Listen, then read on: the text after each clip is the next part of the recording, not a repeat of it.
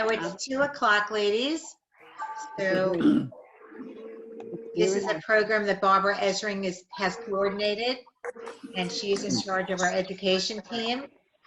So we're going to introduce Barbara. I'm Margie Miller, I'm the president of Women's League, if you don't know who I am. So welcome to everybody. I want to welcome everybody today to this session.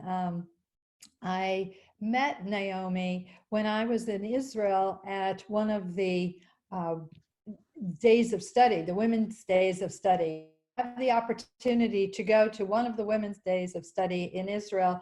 I was at the one at several that take place in June, when in the summer in June at the Schechter Institute. And I actually got a ride from the north of Israel down to Jerusalem last June, Naomi's daughter. So I'm now going to send this over to Rabbi Roland Fields, who's going to introduce Naomi. Thank you very much for being with us today. Thank you, Naomi, who all of us, it's probably middle of the day or midday for us, and it's her evening time because she's coming to us from Israel. Today's topic is the necessity of writing contemporary Midrash, the case of Elisheva. So I actually referenced a little bit to the idea of Midrash while we were teaching Psalms the previous hour, of sometimes there are spaces in the text that we want to fill in. So today she's going to teach us some Midrash. Aaron was silent upon hearing of his son's death by fire, but his wife, Elisheva, was his wife, Elisheva, also silent about the death of her sons. This was in the previous Torah reading this past Shabbat, Parshat Shmini.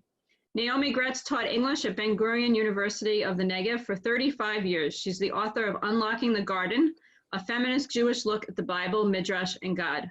The rabbi's wife plays at Murder, and he created them, feminist retellings of biblical stories, as well as Silence is Deadly. Judaism confronts wife beating, and she recently completed a new manuscript, 40 Years of Being a Feminist Jew, which is available on her website, which I have to say I'm going to check that out shortly after this to read it. So thank you very much for joining us today all the way from Israel. We thank you. We're excited that we're able to bring this opportunity to everybody. And we're 4 pages strong of 83 participants, and many more will probably be coming on as well.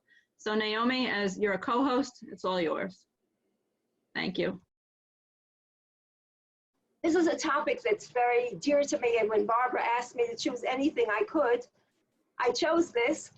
And I would like to be honest with you, I did not, when I chose it, I wasn't really paying attention to the parasha or the fact that it was Yom HaShoah. And then I realized what a, purely serendipitously, I chose the correct date of teaching this.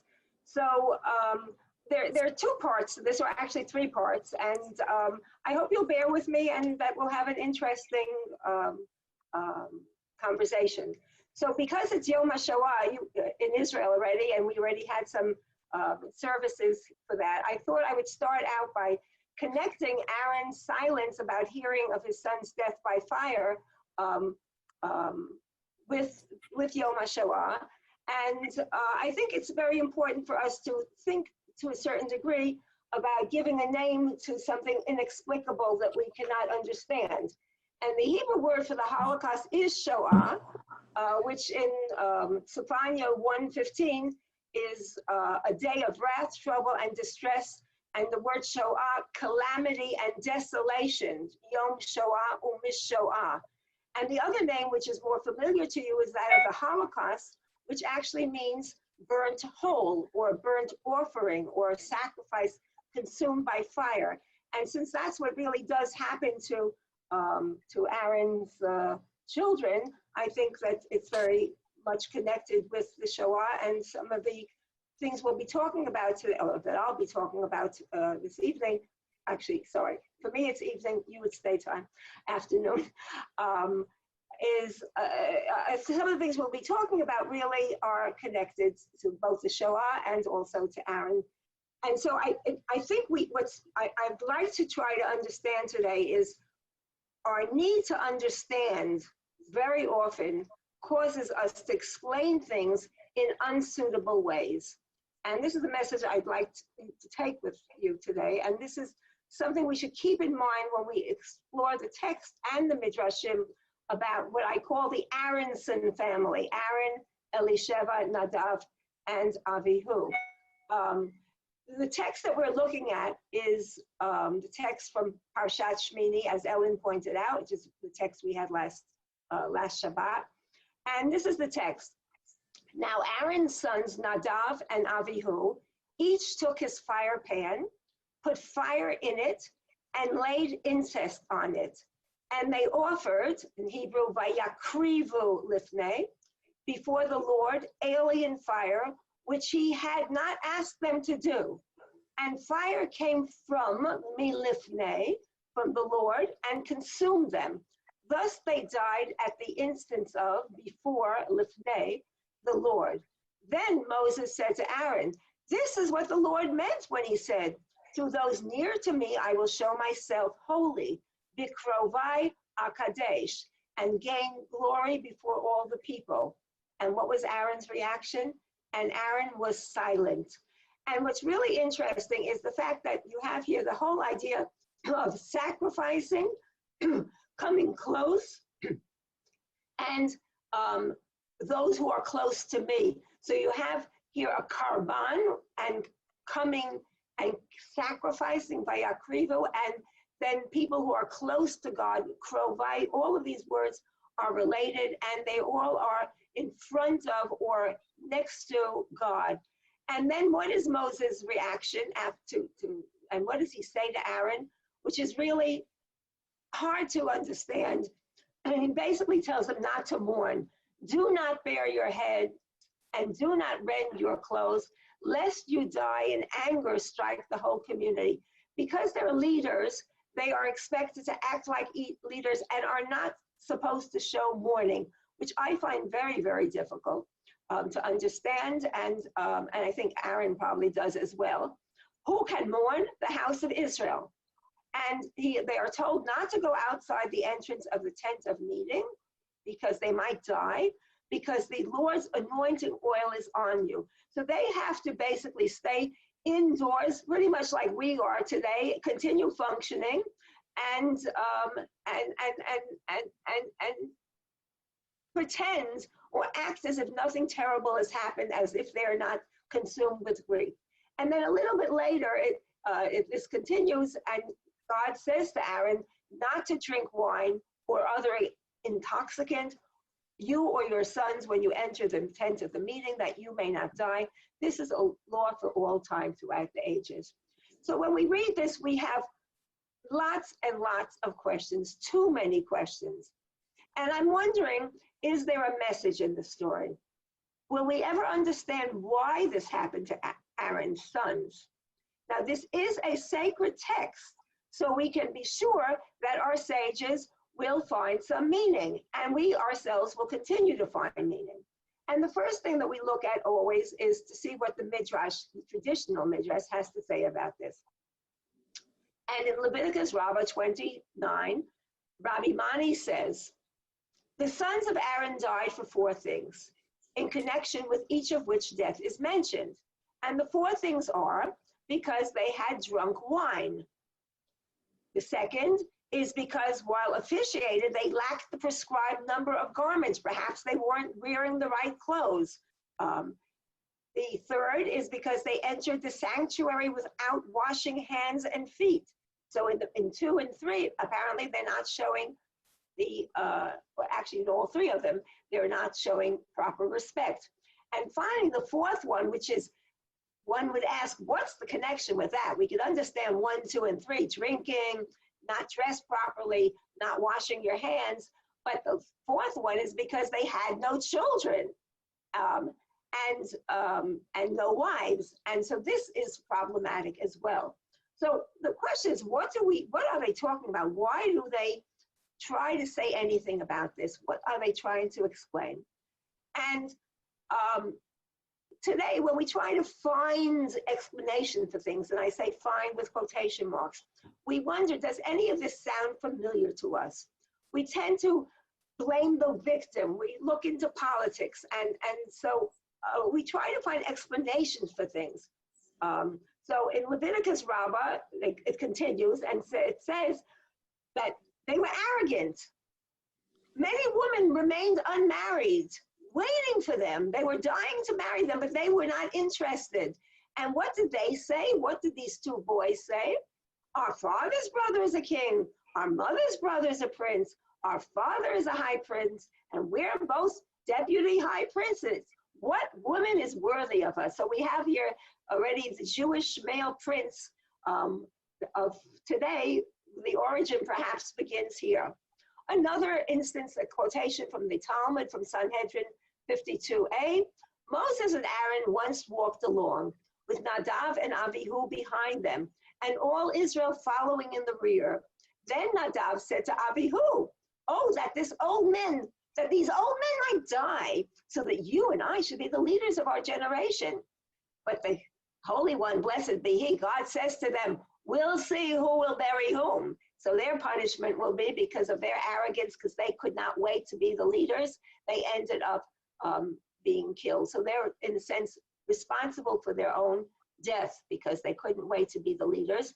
And Rabbi Papa said, thus men say, many an old camel is laden with the hides of younger ones. And finally, in Midrash Rabbah, Leviticus 28, Ben Kapara says that the reason that they died was because they did not take counsel from each other. Each of them his censor. Each of them acted on their own initiative, not taking counsel from one another. If they would have spoken together, if they would have communicated with each other, perhaps they might have not gone ahead with this action. And we know very often if two people are leading each other on, this can lead to catastrophe. Whereas if they would have perhaps talked to each other and said, well, maybe it's not such a good idea, maybe they wouldn't have done this. But in each case, we have a sense of the victim, the two victims being blamed. And perhaps the best reaction to all of this is that we're never going to be able to explain this story. And perhaps Aaron's silence or stupefaction might be the most honest reaction. It's quite possible that the rabbinic reaction to this is not the best reaction in the world because it's inexplicable why they died, and the rabbinic Midrash is trying to find meaning. Chancellor Arnold Eisen actually said something very interesting. I saved this from 2009 in his commentary on Parashat Shemini.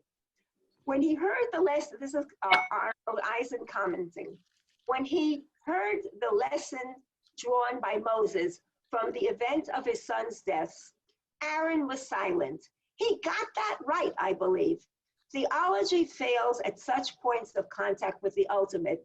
All sense fails. Words fail. It's far better to fall back on notions such as the hiding of God's countenance than to construct Holocaust theologies that purport to explain why God carried out or condoned or could not stop the horrors. And I think that perhaps what Eisen is saying is really very important.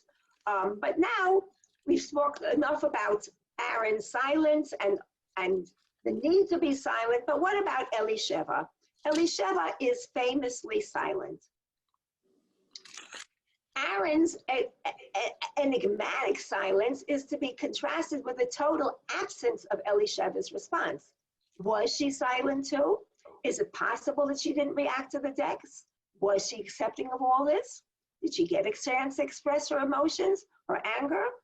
The Midrash, a very famous Midrash, which is repeated in a few times, notices that Elisheva is not mentioned in Leviticus 19 when it says, Acharei Mot, after the death of the two sons of Aaron. And by the way, we read this on Yom Kippur as well.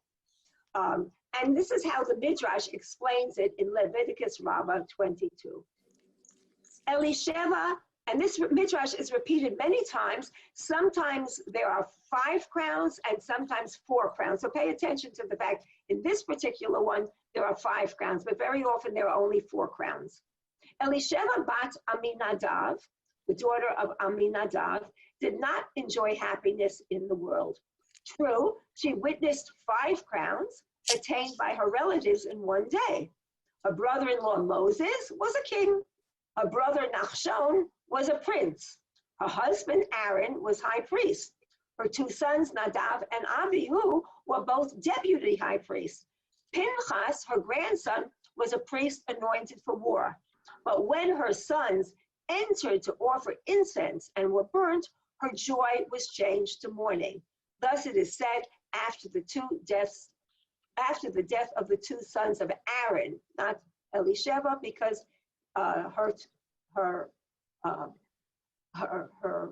sense of her honor and her crowns were changed to mourning. Now, this is an amazing midrash. And we have to think to ourselves, who is Elisheva in this midrash? Well, she is related to people. She has her honor, her crowns are in relation to. They're not herself, they're in relation to others. And the midrash is basically saying that her happiness is in relation to others. What's the connection between her happiness and her sorrow? Well, is the midrash hinting that she's responsible? Is there too much joy, too much pride, too much schwitzing, bragging about her family? Is this a form of hubris, that she's going to be punished? She's going to up high and she's going to have to come down? We say K'nai Nahara. Where is the K'nai Nahara? Is she bringing the evil eye on her family by being too smug about her yichus? Did she rise too high and have to be brought down? Is that what this midrash is saying? And finally, I ask, was Elisheva's family like the Kennedy family? Royalty, presidents, war heroes, senators, politicians, and Hollywood connections. Is it just too much, and then perhaps no one should have so much happiness and their happiness has to be taken away from them? This is actually an amazing midrash if you think about it, because many, many years ago, when I first heard this midrash in the synagogue, my husband is, as many of you may know, he's a conservative rabbi, and he brought this midrash in with great pride to show how the rabbis are so considerate of Elisheva that they're focusing on her and giving attention to her. And I sat in the synagogue and I said, what? And I was very upset by this. And I actually, Saturday evening, went home and I wrote a midrash, which I will tell you about at the end of this presentation. So we have a couple of reactions based on this midrash. And I thought I would bring you one which is probably unfamiliar to most of you. David ben Chassin, who was a paitan, a great Jewish Moroccan poet, very well known, and his piyutim are still sung throughout the Sephardic world. And this is what he wrote. This is my very free translation of what he wrote. Elisheva, daughter of Aminadab, keep in mind, this is 18th century Morocco. Elisheva, daughter of Aminadab, is an honorable woman. Her husband she saw in the service of the Lord as a priest. Nachshon, her brother, was chief of the tribe of Judah, and the priestly case came from her loins. Moses ruled, and her son's son was anointed high priest. Notice this is all based on that midrash we saw. She cried to her close women friends. She could have argued, woe is me, O God, how my luck has changed. All the people are rejoicing and I'm alone. How could you do this to me? Who is this who had done this? She could have fetched and complained, but he goes on. She, as a woman of valor, Eshet Chayil, who speaks with wisdom, who is bitter like Hannah, yet she keeps her bitter words to herself and does not complain to the heavens above. She did not challenge God, but accepted his judgment joyously and recognized that God does right, good in his eyes. So here we have a male rabbi in 18th century who looks upon Elisheva's reaction, creates a reaction. Instead of complaining, she accepts this, and even with joy, and finds some comfort in what has happened, which of course we do not have to accept. And but I bring it for whatever it's worth. I bring you another more familiar person, which is Rabbi Bradley Artson, which most of you know, and he also about 10 years ago, had on the Parshat HaShavua that they have from California, he had something which was called, "What Can We Learn from a Mother?" And he writes, while the Torah portion highlights a world of men and public ritual, it completely omitted from the account one key player, and that's Aaron's wife and the mother of Nadav and Avihu. Where the Torah is silent, the Midrash fills in the gap. And then he brings in the Midrash that I gave you before. And what is his reaction to this? Perhaps, this is Artson, perhaps Elisheva's response is no different than any other human being. But I can't help thinking that her training as a woman helped shape her priorities. Titles, social station, and prestige may be nice, but the only real significance in the world is the love, health, and well-being of those we love. Elisheva knew that the high station of her family meant nothing now that her children were dead. She knew that even this highest honor of the Torah was a shallow ghost, almost a mockery in the face of her grief. Perhaps that is why the Torah passes over her in silence, behind a veil. Wisely then, the Torah left her out of a public tale. And equally wisely, the rabbinic sages of the Midrash lifted the veil so we could gain insight from this wise woman, our ancestor Elisheva. Notice the similarity between Artson and Chassin, not so very different. Just as Aaron, her husband, exemplifies the wisdom of accepting what we cannot change, Elisheva demonstrates the priority of people over position and relationships over status. Her unwillingness to be happy after the death of her sons is an act of emotional loyalty and a summons for her descendants to emulate her passionate and stubborn loyalty for each of our children and the family of humanity. Now, I remember when I first read this, I was actually quite upset with it. Today, I'm a little bit older, and also having gone through the experience that we're all going through of the corona, I realize how important, how some of the things such as social station, prestige, and titles are really less important. But I would like to think that you could say this about men and not only about women. And he's implying that this is more about women than men. Now, in contrast to Artson and to Chassin's approach, I bring you a very visceral approach of a mother who lost her child in a very tragic incident.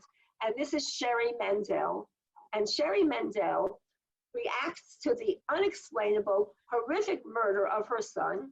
And I found this in the Torah, a woman's Bible commentary on the voices of, on Shmini, which is, let me just show you, if you don't know the woman's Torah commentary, this is what it looks like.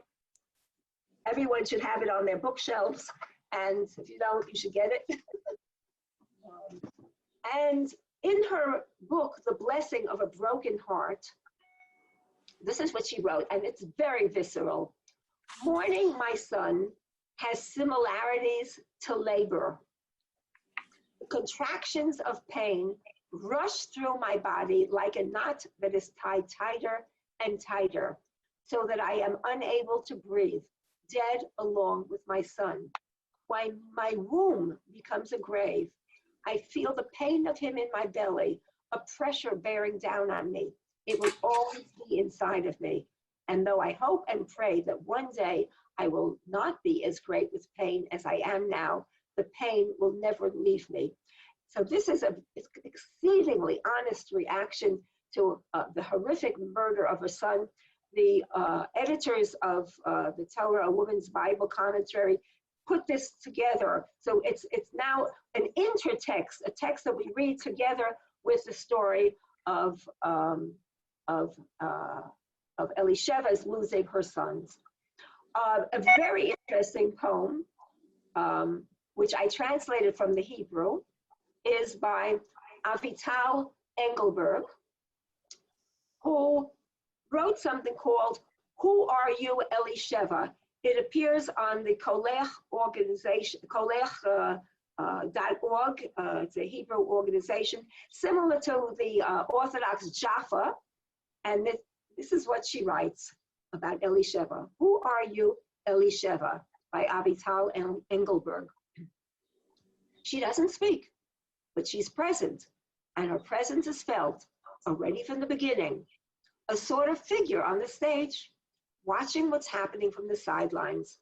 Without a text, she watches, a viewer who is present. Her hand is not even extended to Aaron, and his gaze is not directed at her, but she's present. Maybe she's Kimchit, whose 7 sons died and were high priests. Maybe she was one of the midwives. Or maybe she was only Aaron's wife, who brings the priesthood to the monarchy, who stands by herself quietly. And Elisheva was silent. But she's present to her sons, to her husband. And only God knew her pain. And her response? The invisible woman, the inaudible, but present. Her great pain is told to us. But what happens next? How is she coping? She is in the Midrash until the awful moment. And there, the Midrashim are also silenced. Where is she? So I use these 2 poems, Sherry Mandel's and Avital Engelberg's, as an introduction to 5 feminist midrashim on Elisheva. And the 5 feminist midrashim are on Elisheva are by Ellen Franco, Penina Edelman, Jill Hammer, Susan Phillips, and myself. And although chronologically mine is perhaps the first, I'm saving it for the end. So these are not really in chronological order, but I thought that I would do them in order of interest to me personally.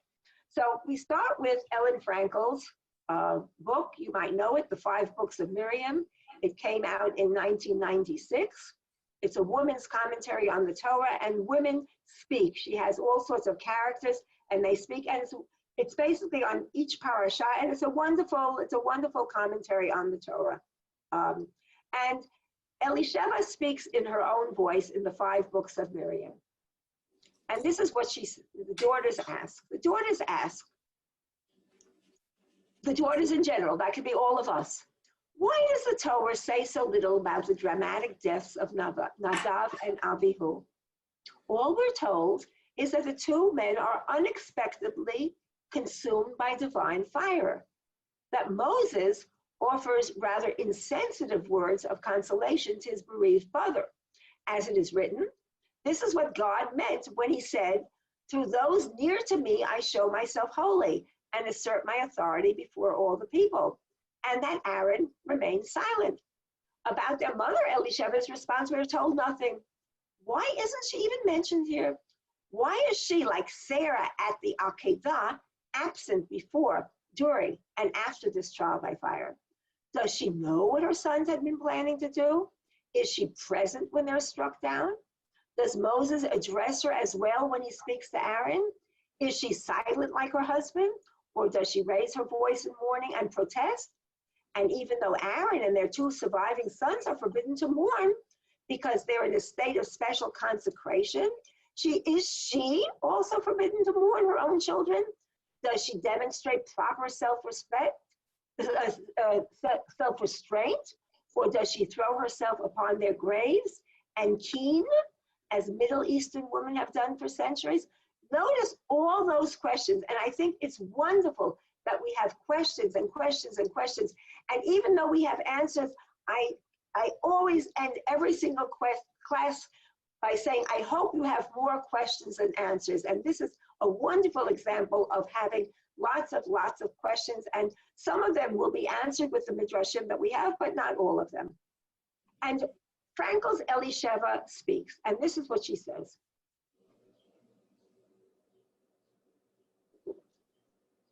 I heard a piercing cry from inside the tent of meeting. I recognized the voices of my two sons, filled with indescribable pain. Aaron said nothing. I began to wail and beat my breast until several women held back my hands so that I would not harm myself. Then Moses turned to me and held up his hand to silence me, but I would not be silenced. I began to follow after my sons, but Moses ordered the woman to hold me back. Moses announced, and all the house of Israel shall bewail the burning that God has wrought. But Aaron, together with Eleazar and Itamar, Aaron's two remaining sons, and here she yells and she inserts her voice and she says, were they not my sons as well, my only two, now that Nadav and Abihu were no more? And then she allows Moses to continue talking. These three shall not bare their heads nor rend their clothes, lest they die and anger strike the whole community. They shall remain within the tent of meeting. And she asked, what was I to do now?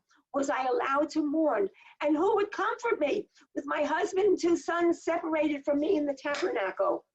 And this sounds so much like what's happening today when people die and are mourning separately. This is so resonant with all of us, I have a feeling. But whether God wanted me to or not, I chose to mourn. I would not refuse the comfort of my community. I put on sackcloth and ashes and sat before them on the barren ground. And the women sang a lament to my dead sons, and so I was comforted for my loss. I hope you're noticing that a lot of the themes are repeating themselves here, but each one has a slightly different perspective. And in this particular one, Elisheva needs her community. She needs the comfort of her community, and so she chooses to separate herself from her husband. She basically has no choice, but she wants to mourn. She feels she has to mourn. And she interprets God's command of not mourning, that it does not apply to her and she can mourn.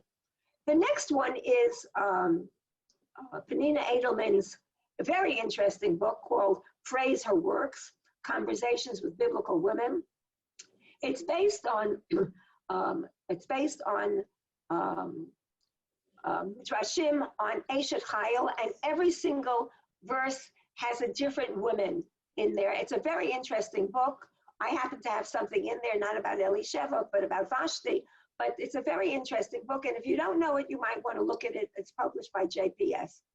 And in her book, Conversations with Biblical Women, she bases her Elisheva on the verse in Eshet Chayil, which is, she is clothed with strength and splendor. She laughs at the final day. And her male relatives are her garments.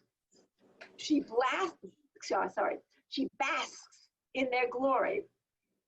And notice how she characterizes Nadav and Abihu and reacts to their death. Nadav and Abihu were my fussiest ones. I couldn't calm them when they were babies. I couldn't placate them as adults. They would always demand to know why this one receives more food than that one, why Aaron and I seem to favor this one over that one, why they had to look after their other brothers at all. They were never content. Nadav was always scheming against Abihu to show him up, to get there first. I didn't like the way each of them was turning out. I told Aaron, no good will come from them. I had my doubts.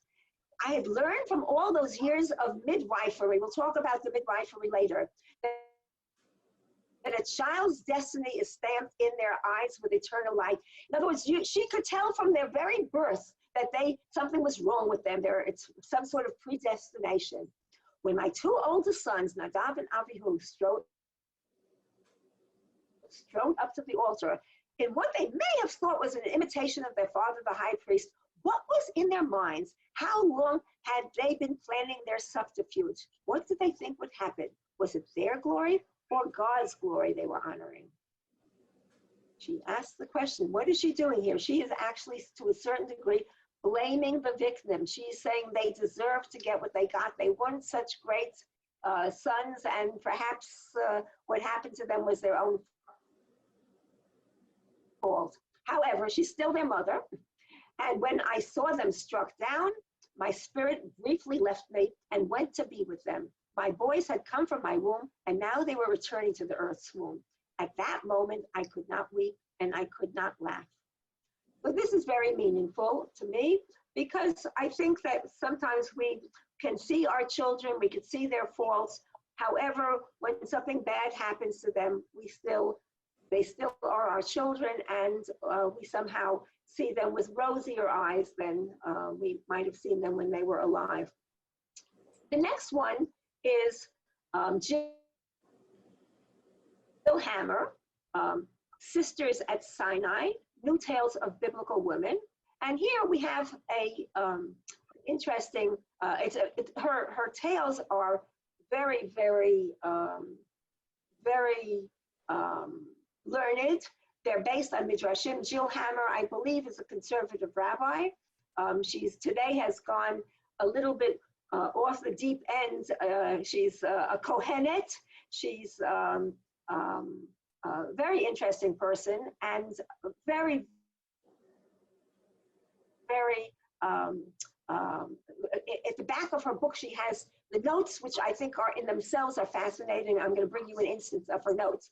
And she bases her whole Midrash on the midwives, on this particular Midrash, which appears in the Babylonian Talmud, this Sota 11b, and where they are discussing were the midwives of the Hebrews, Egyptians or Hebrews. And there are two Talmudic traditions based on the verse, and these kings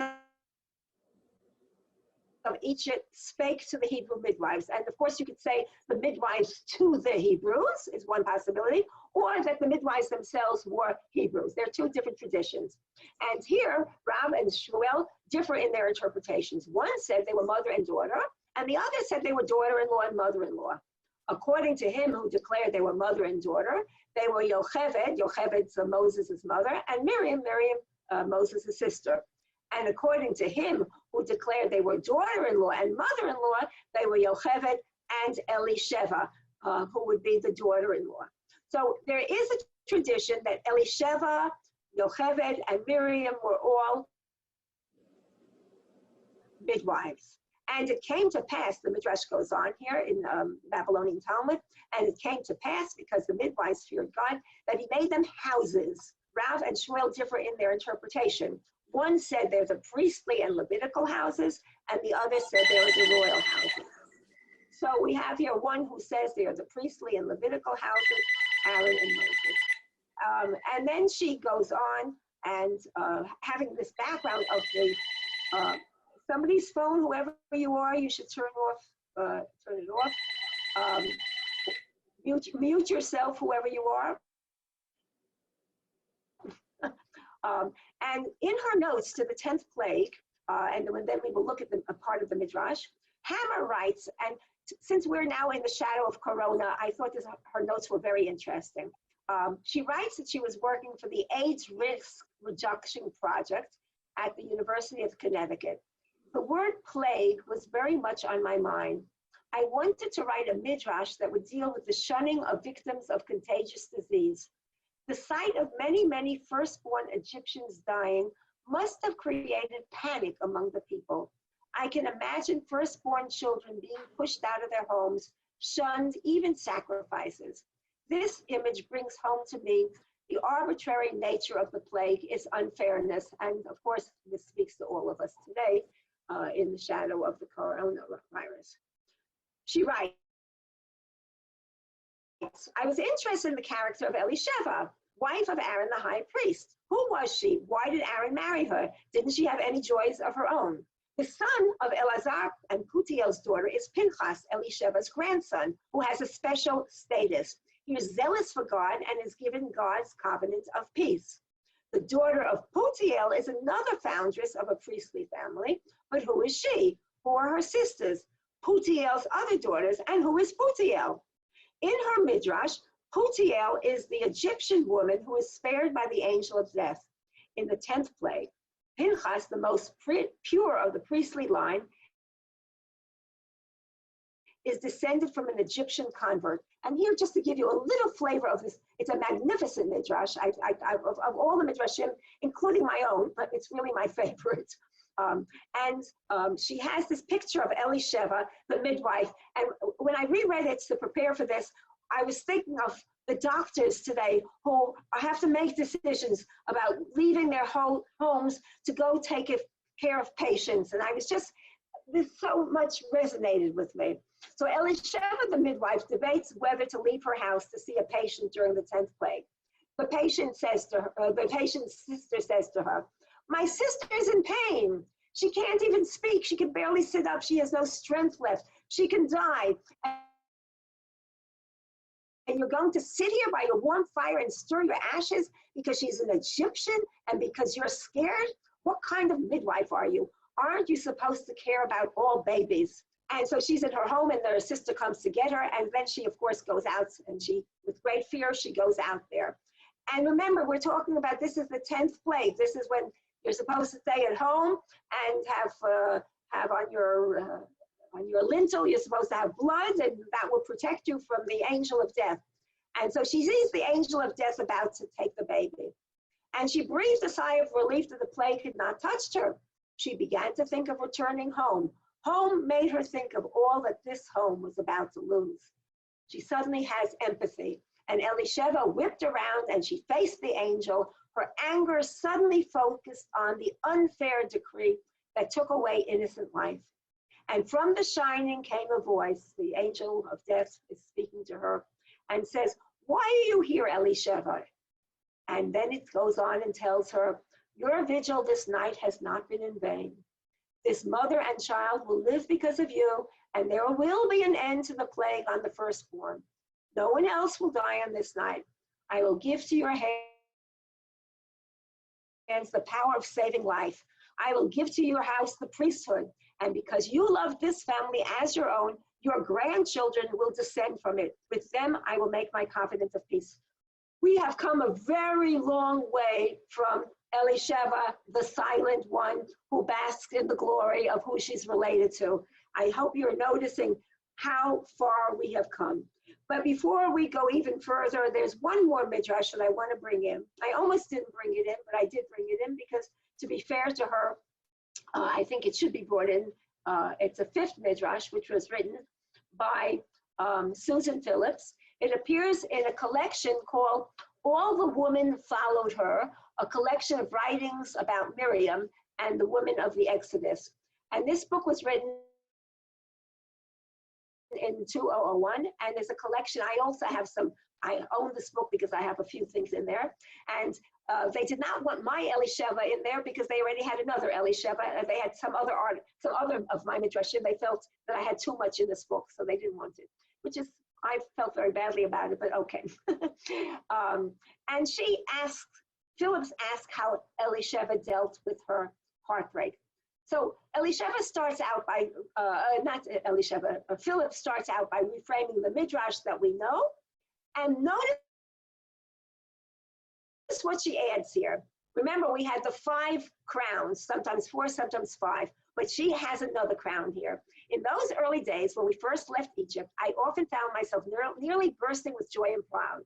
What woman, what creature had ever experienced the happiness I felt? And then she goes on and tells us all about the crowns that she has. But Phillips adds to this Midrash, and I was proud to be Miriam's sister-in-law. So she puts in a woman into the traditional Midrash. She too has some forebodings about Nadav and Avihu. She hears Nadav saying, "Now I'm ready to be in charge," and her heart sinks because Nadav wants everything today and not tomorrow. And he wished that Aaron was dead and he could take over as the high priest. She's obviously basing her own Midrash on the traditional Midrash that we saw earlier. And she said, "I should have stepped in them. The two of them were always conspiring. I hoped their brothers and cousins would calm them down." Obviously, she didn't. And then she's very, very close friends with Miriam. She goes with Miriam to the mikveh, and they spend a lot of time.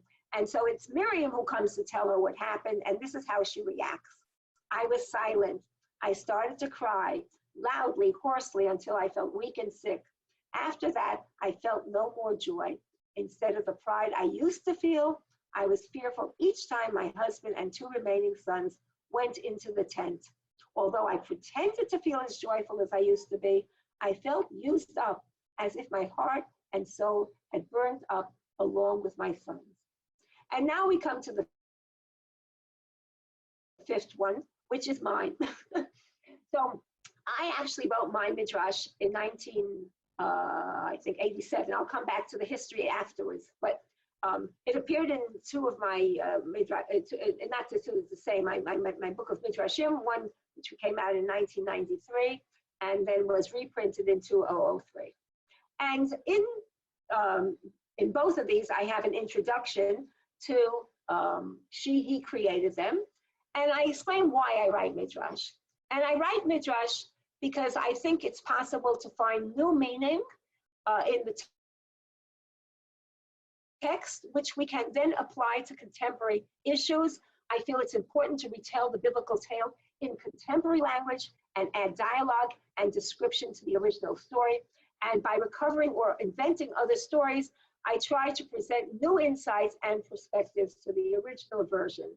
I write Midrashim which are eisegetical. You probably know the word exegesis, but there's another word which is called eisegesis, which is when you reflect your own personal concerns, which are read back into the biblical text. In other words, I have my own concerns, which I read back into the text. And I actually wrote about Elisheva after I had developed a very strong sense of my need to find in the Bible role models with whom my daughter could readily identify. And in my Midrashim in general, but also in this one in particular, I depict the loneliness and ambiguities of women's leadership in a patriarchal society. I try to be consciously feminist when I try to rediscover a past in which biblical women were active participants.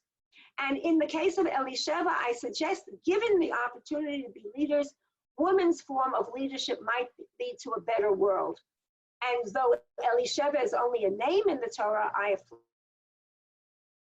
fleshed out the gaps in the text by inventing a daughter, a lover, and an independent role for her. I have suggested that her feminist vision, no doubt, amplified the male-bound Torah. And so in my Midrash, Elisheva, when is it a time for me? It was written in 1988. The Midrash begins with a conversation that Elisheva has with her daughter Batya. And she starts out by saying how it bothers her that she's only known as sister to, wife to, daughter of, mother of, grandmother of. And then she points to the 3 men gathered around her, and she continues talking. And it turns out that she is dictating. All these scribes hang on to my every word. They interview me, ask me intimate questions, write my words down as if they are historical facts. Yet to them, my significance rests in my family connections, as if I'm not important. So they are interviewing her, but they're not that interested in her. This is her complaint. And her daughter asks her, "You don't feel that way about yourself, do you?"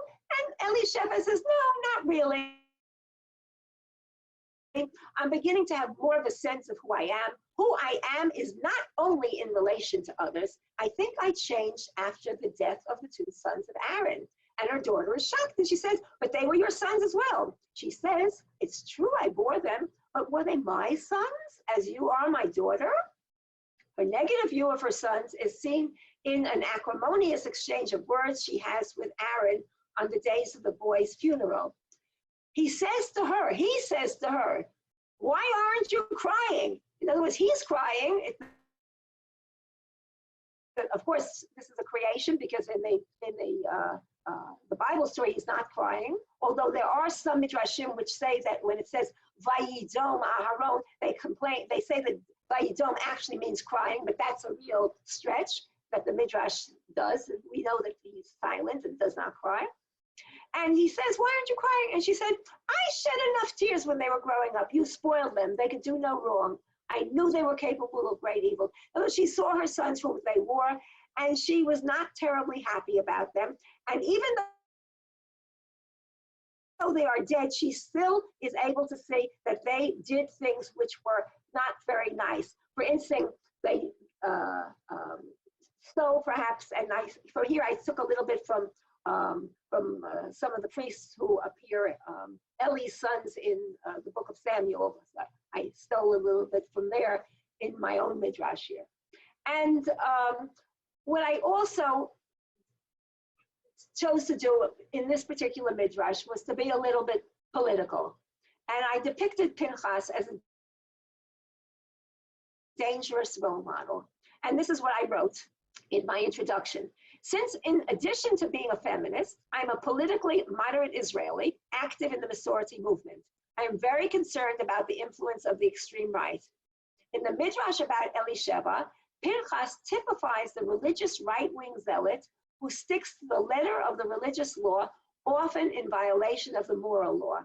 He is depicted as a dangerous model for us to emulate, in contrast to some macho mainstream midrashim, which praise him for his act. And this is how Elisheva views Pinchas. This is in the Midrash. She says to her daughter, or maybe she's speaking to herself, I don't remember.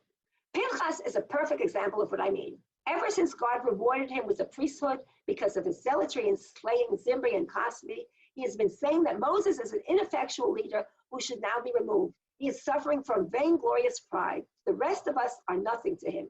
Yet to me, Pinchas is no more than a murderer who, instead of being rewarded for his bloody deed, should be made to atone by bringing a sin offering. Moreover, he is an ungrateful grandson who doesn't show proper respect to his elders, yet speaks of stoning others. These are very harsh words. And so what I'm going to say at the very end might be understandable to you. Though Elisheva also has a relationship with Moses in this particular Midrash. And when Elisheva leaves her, she says, when her daughter, Batya, leaves her, she says, I hope she, her daughter, wasn't too shocked about Moses and me. Did I say anything compromising? Moses and I can't afford to have rumors starting about us, even if we're both past our prime. I remember the time when he came to my tent. Did Aaron ever guess why I chose the name Batya? I doubt it. Yet he dedicated the central chapter of his book to the subject of adultery and incest and showed it to me. Enough of that. My heart's been divided long enough.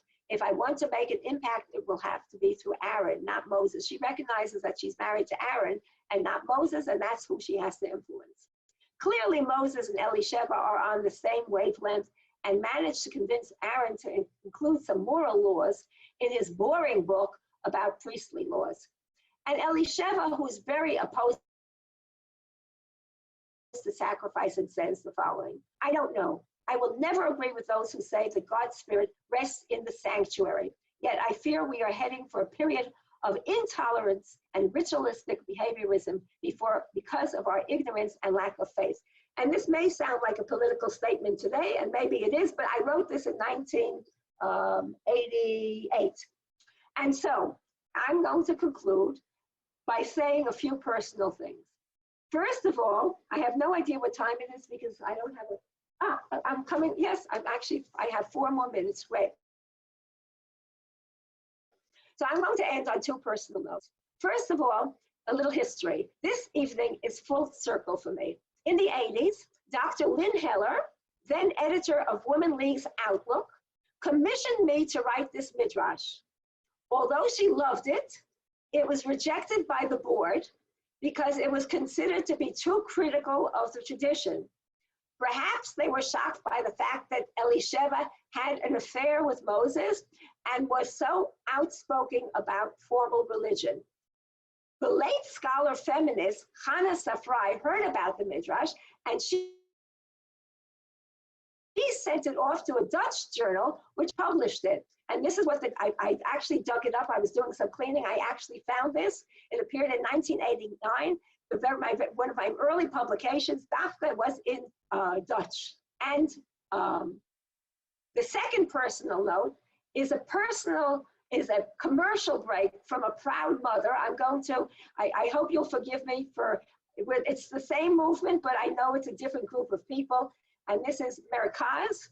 I'm giving a promo from my daughter's book, Merkaz Reads Israel. It's going to be a webinar on Wednesday. You could Google it and find it if you haven't already gotten notifications for it.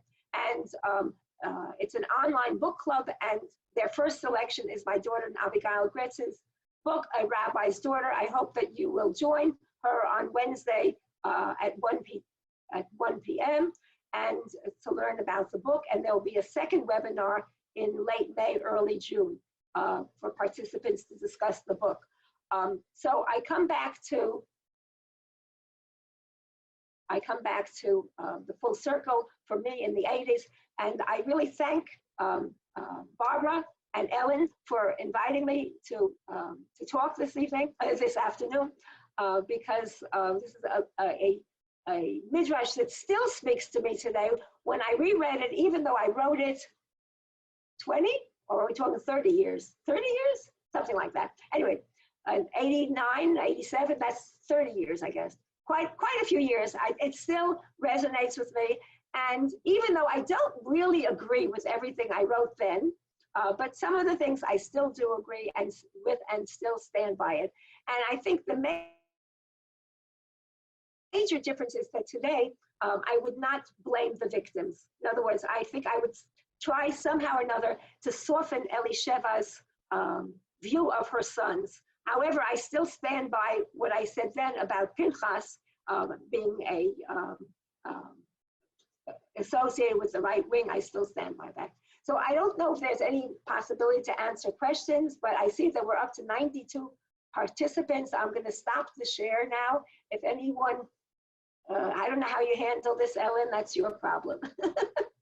Yasha Kochech, thank you so much. And I'm going to turn it over to Barbara Ezring. And Naomi, I want to thank you also. This was great. I hope we have more opportunities. And I noticed that Abigail was on the call today. And I want to say hi to her also and thank her for her ride again to Jerusalem last June. And if you will please share your slides with us, we would love to share them with everyone. The names of the books, I saw that somebody had asked in the chat, I think somebody asked for the all the books, and a repost of Abigail's book also. That's the rabbi's daughter, right? I think that one's the rabbi's daughter. A Rabbi's Daughter. Right, and that is also in the, it'll be in the slides. So if we, if you don't mind sharing your slides with us, we would love to share them with everybody. Thank Sure, you all okay. thank you all for joining us. Thank you, Naomi.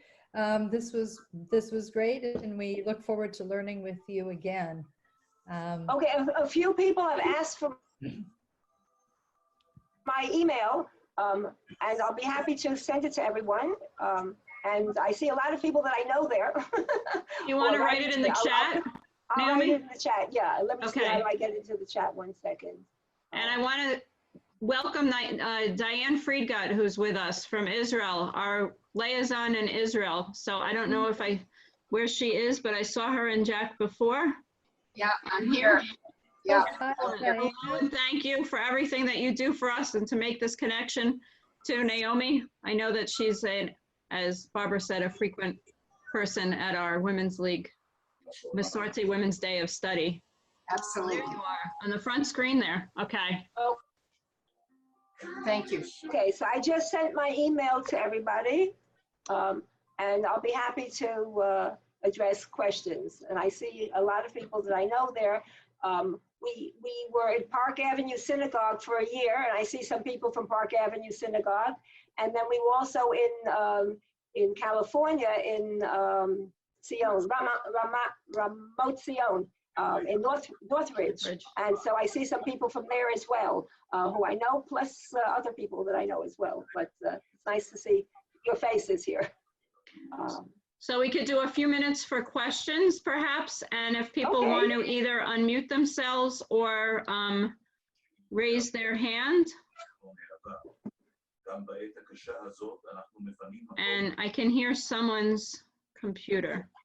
So Barbara, you and I can screen I'm and look around if there are any questions. I don't see any yet. I don't see any. I don't see any. Okay.